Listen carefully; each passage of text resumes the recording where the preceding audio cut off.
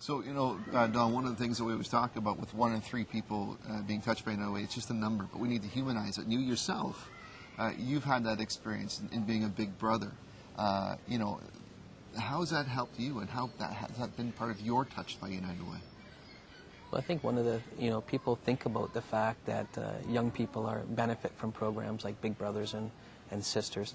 It changes lives, and it's not just the lives of the young people that are changed. It's really the lives of the adults who volunteer that are impacted as well. I mean, Ryan and I started as in-school mentoring relationship, which, so how much fun was it for me, once a week to be able to go out and shoot baskets or play road hockey with Ryan and just have a lot of fun.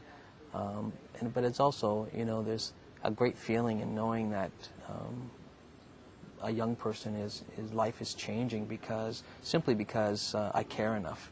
What really brought it home for me was a couple of summers ago. Unfortunately, my father passed away very suddenly, and Ryan, who's my little brother, and his father had been killed years ago by a drunk driver around Christmas time, and his family really struggled to get through that. And Ryan actually showed up at the funeral home to make sure that I was okay. In a way, I can't help but remember my father-in-law, who, as we know, we lost him recently, and when he had his heart attack 18 months ago, what eventually did wind up killing him, what he was doing when he had his heart attack is he was in his car and he was delivering Meals on Wheels. And if you think about a legacy, the last sort of willingly volunteer act that he did was part of the United Way experience. He, at that moment, understood United Way was his way.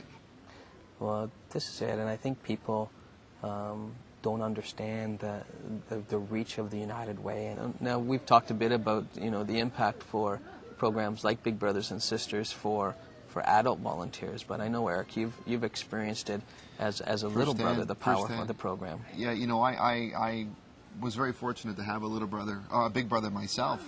And when I was 12 years old, I had the good fortune. My mom knew she needed help, and she got myself and my brother a big brother. And Bill Gatward, my big brother, is a man who in only 2 weeks actually turned my life around. I mean, at that time, I was hanging out with the kids that probably weren't the pillars of society that we would say your parents want you to hang out with. And actually, I ran into trouble with the law.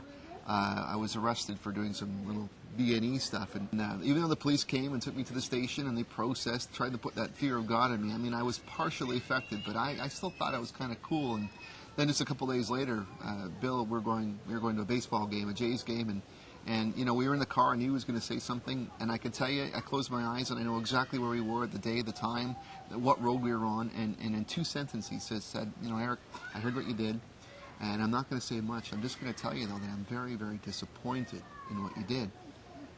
And Don, for someone who I just met, those words hit so hard, and it took me years later to realize no one had ever said that to me before. No one had ever physically told me or that I disappointed them. And literally, at that moment, it turned my life, and well, I don't know, I think today it's a different story.